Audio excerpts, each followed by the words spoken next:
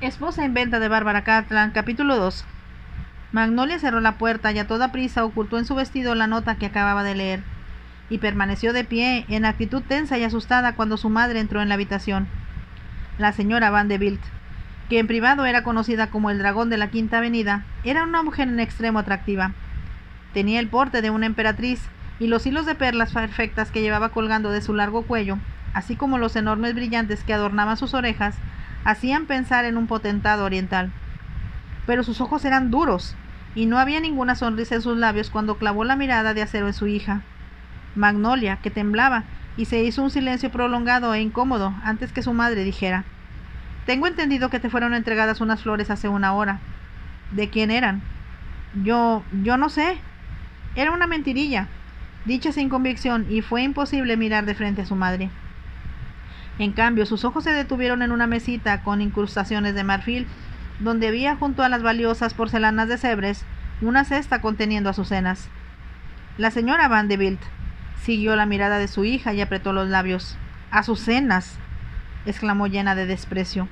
«Supongo que tu admirador pensó que parecías una azucena. Quiero saber quién te escribió». Hubo de nuevo un silencio antes que Magnolia tartamudeara con vocecita asustada. «Yo no sé a qué te refieres». «No trates de engañarme, Magnolia», gritó la señora Vanderbilt con voz aguda. «Sabes muy bien que nunca has podido hacerlo. Sé muy bien quién fue el hombre que te envió esta basura, y quiero ver la nota que la acompañaba». Magnolia no contestó, y su madre notó que su rostro estaba muy pálido y sus manos temblaban. La señora Vanderbilt se acercó aún más. «No te he pegado, Magnolia, desde que cumpliste los 15 años, pero si continúas mintiendo no vacilaré en darte la paliza más grande de toda tu vida». «¡Mamá!». Era una exclamación de espanto. «Sabes muy bien a qué me refiero», declaró la señora Vanderbilt. «Dame la nota». Extendió la mano y después de un momento se esforzó por resistir a su madre, que siempre la había aterrorizado. Magnolia desabotonó su vestido, sacó la nota y con manos temblorosas se la entregó a su madre, quien comentó: «Nos ocuparemos del hombre que escribió esto. En el futuro solo saldrás de la casa en mi compañía y no asistirás a bailes ni fiestas hasta que salgamos para Inglaterra». Magnolia se puso muy rígida y se quedó muda antes de preguntar: «¿Inglaterra? ¿Vamos a ir de viaje, madre?» «Tú vas a Inglaterra para casarte con el duque de Otterburn», contestó la señora Vanderbilt. Trató de hablar con severidad, pero había una inconfundible nota de triunfo en su voz, y no la afectó el hecho de que su hija se le quedara mirando con expresión de horror. «Pero mamá», dijo por fin, al ver que su madre no iba a agregar nada, «¿cómo puedo casarme con el duque de Otterburn? Ni siquiera lo conozco». «Eso no tiene ninguna importancia», respondió la señora Vanderbilt con brusquedad. «Todo ha sido arreglado por Lady Edith Burn, y debes considerarte una muchacha muy afortunada.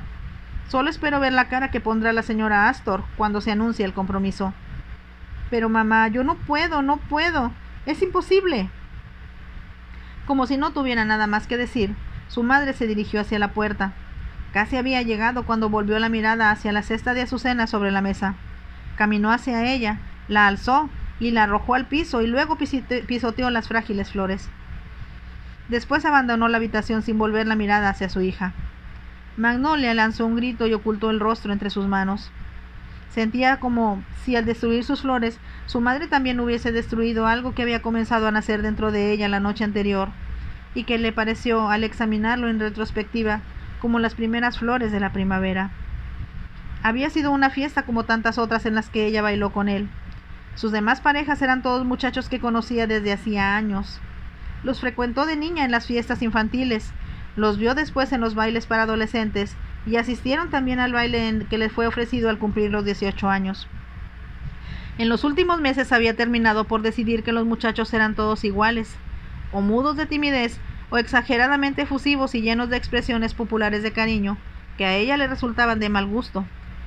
Pero como había dicho una vez su padre: «Parece absurdo, papá, pero siento como si yo fuera muchísimos años más grandes que los hombres con los que tengo que bailar, y cuando estoy sentada junto a ellos durante la cena, no saben hablar más que de caballos, y ni siquiera de montarlos, sino de apostar». Su padre se había echado a reír, pero ella pensó que había una expresión triste en sus ojos cuando dijo: «Es del todo innecesario, querida mía, que seas inteligente además de bella». Me alegro que tú pienses que soy ambas cosas, sonrió Magnolia. Por supuesto que lo pienso, contestó su padre, y ahora quiero mostrarte ese cuadro que acabo de comprar y que nadie en esta casa apreciará como tú. Magnolia comprendió que, en una forma muy indirecta, se estaba refiriendo a la constante frustración que le producía la actitud de su esposa. La señora Vanderbilt despreciaba el interés de su esposo por el arte y lo consideraba una pérdida de tiempo. También pensaba que la extensa educación que él había insistido en que recibiera Magnolia había costado un dinero que podía haberse gastado en valiosas joyas. Pero aunque el señor Vanderbilt era un hombre tranquilo y complaciente en muchos sentidos, que cedía a los caprichos de su esposa y la dejaba hacer lo que se le antojara, en lo referente a la educación de su hija se había mostrado inflexible.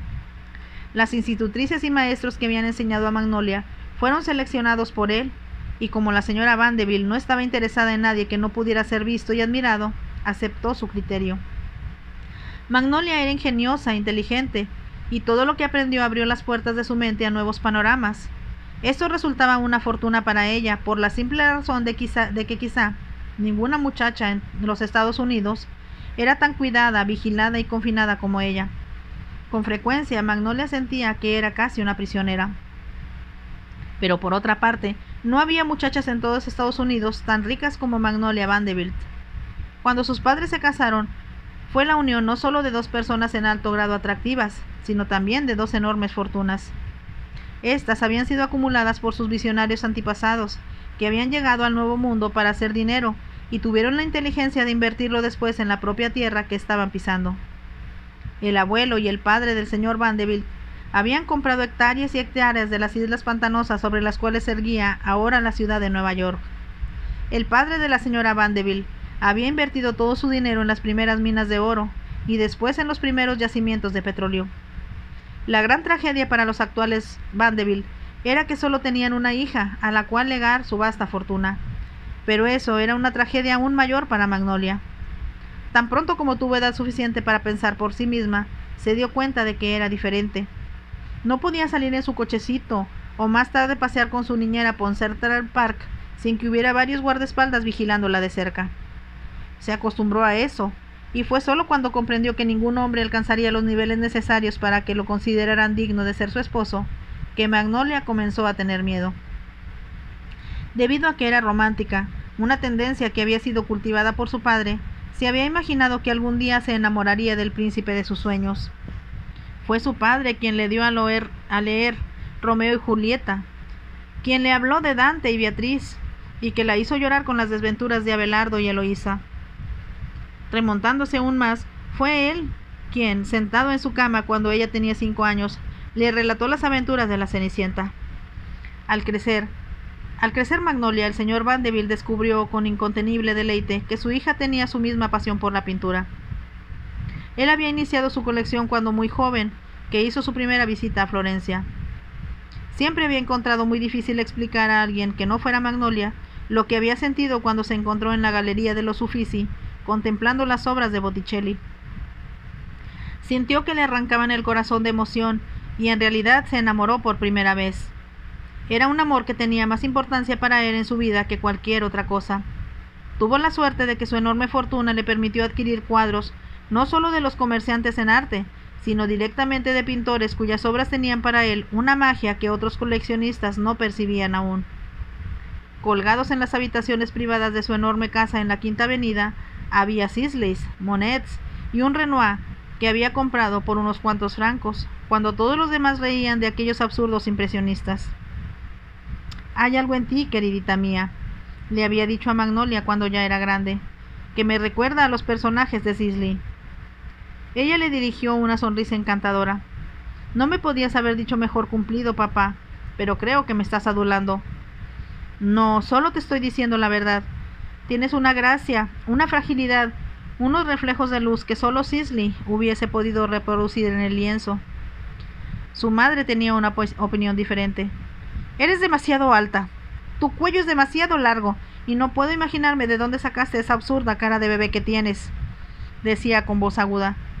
«Hazte masajes en la nariz a ver si te crece un poco más». Lanzó un gruñido de incomodidad y continuó diciendo: «Dios sabe que yo quería una hija con facciones clásicas, pero con todos esos cuadros que vuelven tonto a tu padre, cualquiera hubiese pensado que ibas a salir así. Su madre estaba pensando en los Rubens, en los Rembrandts y en los Van Dycks, colgados en el enorme salón, en el vestíbulo y en la galería de pinturas. Las amigas de la señora Vanderbilt los miraban con envidia, y los periódicos los describían como parte de la colección privada más importante de los Estados Unidos. Magnolia se sentaba tranquila con su padre cuando le permitían hacerlo, en su pequeño estudio que era la habitación menos suntuosa de la casa. Contemplaba la luz de los árboles de Sisley, un campo de maíz que parecía estremecerse con el viento, orando porque su padre siempre la considerara tan hermosa como los cuadros que tanto significaban para él. Sin embargo, cuando empezó a crecer, encontró que le era cada vez más difícil que la dejaran estar sola y en paz con su padre. Ahora su madre se estaba concentrando en ella como si fuera uno de sus proyectos, por los que era mencionada con alabanzas casi todos los días en la prensa. Pasaba horas enteras probándose vestidos, hasta el punto de que llegaba a quejarse con su padre. Quisiera poder andar desnuda o tener una simple túnica como las que usaban los griegos.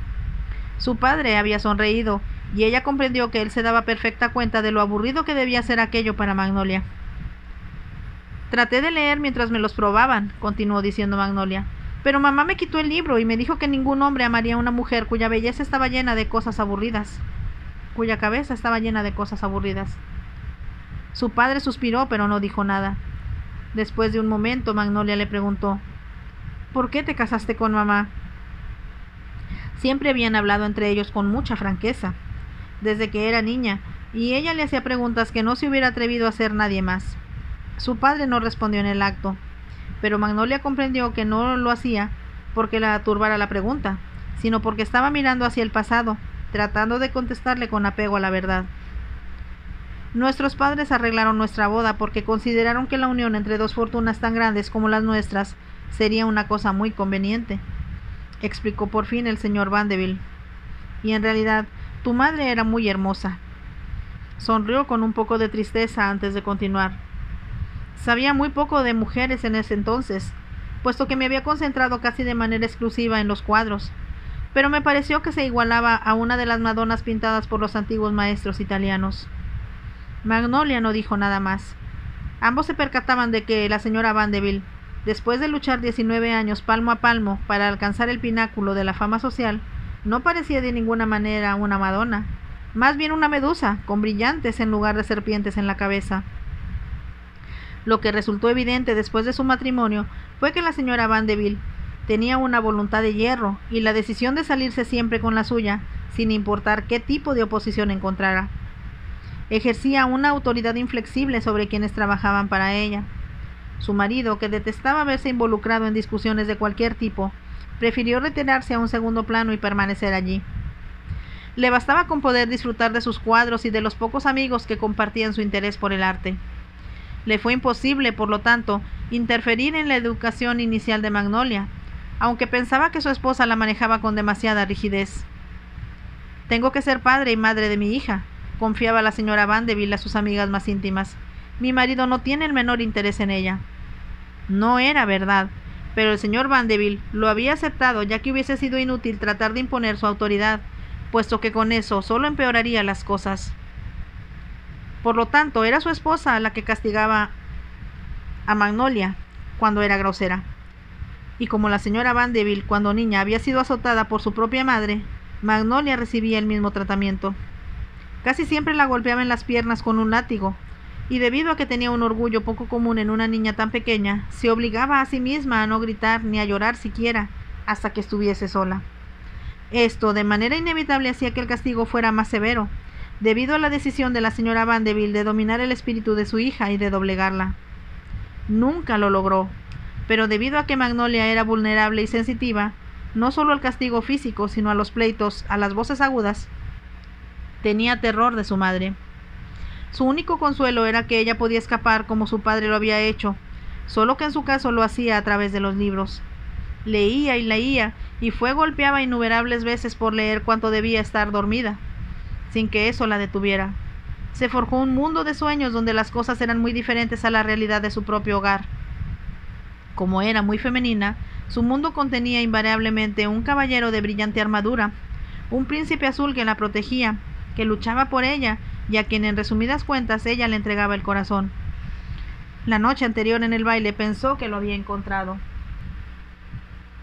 El hombre que se había acercado a ella para invitarla a bailar era inglés.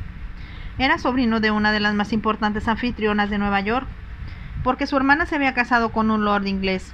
Su hijo, según decían los periódicos, había llegado a los Estados Unidos durante un viaje alrededor del mundo. Alto y rubio, de ojos azules, cuando Magnolia lo descubrió le pareció salido de uno de los cuentos de hadas que su padre le relataba cuando era pequeña. Bailaron juntos y él le dijo: «Es usted muy hermosa y diferente de cualquier otra muchacha que yo haya conocido. En realidad me recuerda usted a una Azucena». «Gracias», sonrió Magnolia. «Pero la verdad es que me llamo Magnolia». «Es un nombre que también le sienta a la perfección», contestó él. «Pero ¿cómo fue que le pusieron un nombre tan poco común?». Magnolia empezó a reír. «Según dicen, cuando nací, la enfermera le comentó a mi padre: «Es una nena muy graciosa, pero tiene la piel de una magnolia». Su compañero de baile se echó a reír. «Estoy seguro de que su cutis no ha cambiado con los años, y me encantaría tocarlo». Magnolia lo miró sorprendida, pensando que era un gran atrevimiento. Por supuesto que ninguno de los tímidos muchachitos norteamericanos con los que solía bailar se hubiese atrevido a hacer un comentario semejante. Cuando sus ojos se cruzaron con los azules de él, Magnolia experimentó una extraña sensación de excitación, aunque al mismo tiempo también la dominó la timidez. «Tengo que volver a verla», dijo él. «¿Cómo podremos hacerlo?». Magnolia movió la cabeza de un lado a otro.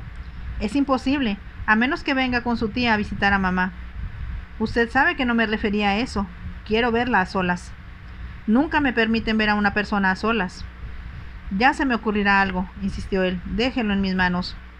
Ella sintió que sus dedos oprimían los suyos, y en el otro brazo pareció acercarla más a él. Entonces terminó el baile y él la llevó de regreso con su madre. No hubo oportunidad de volver a bailar con él, porque su carnet estaba lleno. Pero sus ojos se volvieron a encontrar a través del salón, y ella comprendió que deseaba verlo de nuevo, aunque sintió también con desolación que eso no sucedería jamás. Ahora comprendió, con una especie de horror enfermizo, lo que su madre había estado planeando de manera tan ardua esas últimas semanas.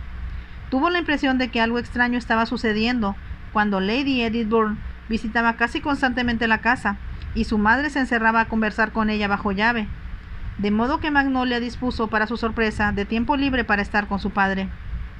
«Oh, papá, te he echado mucho de menos», le dijo la primera vez que pudieron estar juntos. «Y yo también, queridita», contestó. Se sonrieron mutuamente y entonces él dijo, lleno de ansiedad: «Mira lo que tengo que mostrarte. Es un Bowden, uno de los más bellos que he visto nunca. Y también compré otro Sisley». «¡Qué emoción, papá!». Se sentaron juntos a contemplar y elogiar la luz que bañaba los árboles y la asoleada playa que Bowden había pintado como solo él podía hacerlo. Cuando terminaron de hablar de pintura, se enfrascaron en una larga conversación sobre filosofía, historia y, por supuesto, literatura. «Tengo una nueva novela francesa para que la leas», le dijo su padre, «pero no dejes que tu mamá la vea». «No, por supuesto, y de cualquier modo, mamá no sabe francés», contestó Magnolia. «Pero es posible que haya oído hablar de Gustave Moreau, ya que todos lo mencionan», observó su padre con sequedad. «Lo esconderé como siempre. Y ahora, papá, tengo algunas preguntas muy importantes que hacerte sobre el budismo. Siento que solo tú me puedes contestar». Hablaron felices hasta que Lady Edith se fue, pero volvió al día siguiente y al otro. Magnolia pensó ahora que debía haber comprendido que algo muy importante estaba preparándose. El duque de Orleans. ¿Quién era?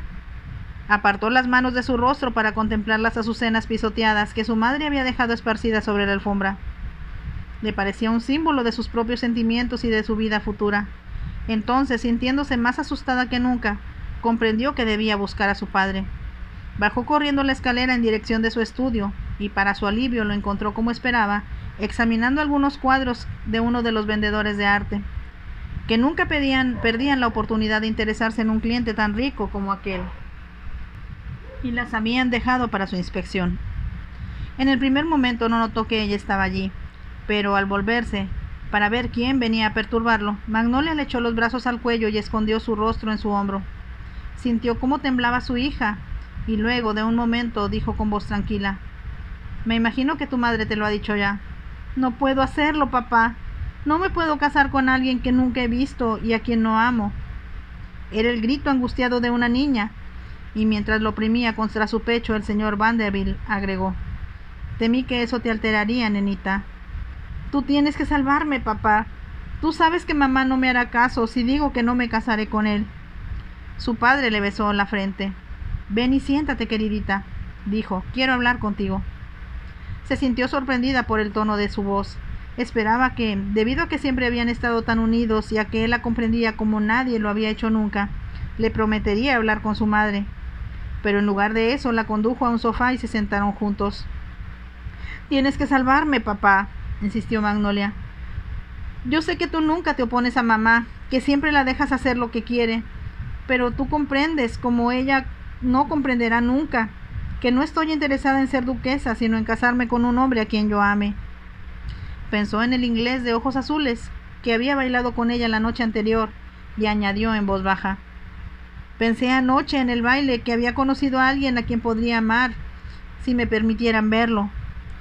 Su padre suspiró, pero no dijo nada, y Magnolia continuó: ¿qué puedo hacer, papá? Si tú no me ayudas, mamá me obligará a hacer algo que yo sé que es horrible y degradante. Y de cualquier modo, ¿por qué iba el duque a querer casarse conmigo si nunca me ha visto? Mientras formulaba esa pregunta, comprendió que ya conocía la respuesta.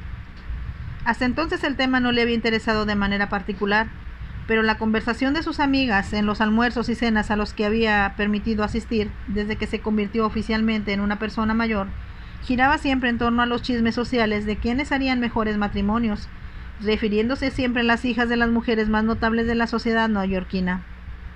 A Magnolia eso no le importaba, pero dedujo de lo que escuchaba que había causado una tremenda sensación el hecho de que Jenny Jerome, cuya familia era conocida de todos, se había casado con un inglés llamado Lord Randolph Churchill. Y provocó aún más el interés el que Consuelo Lenaga, quien vivía en la Quinta Avenida, se convirtiera ahora en la duquesa de Manchester. Magnolia habría sido muy tonta, y no lo era, si no se hubiera dado cuenta de que las madres con hijas de su edad estaban haciendo maniobras para hacer que hombres importantes, de preferencia con títulos de nobleza, asistieran a sus fiestas. Una anfitriona estaba ofreciendo un baile a un príncipe italiano que acababa de llegar al país. Otra había invitado y exhibió su nombre como si fuera un as de triunfo a un conde inglés. Otras damas que a Magnolia se le antojaron verdes de envidia no pudieron ofrecer mejores cartas que un dudoso conde o un magnate petrolero tejano. Ella no había prestado mucha atención a todo eso, pero ahora todo volvió a su mente con aire amenazador. Comprendió que si su madre pudiese sacar un duque, como un mago saca un conejo de su chistera, sería sin duda la ganadora en aquella competencia. «No lo haré, papá», exclamó ahora con determinación. «Me fugaré, o más bien tú me llevarás lejos. Podemos escondernos para que mamá no pueda encontrarnos».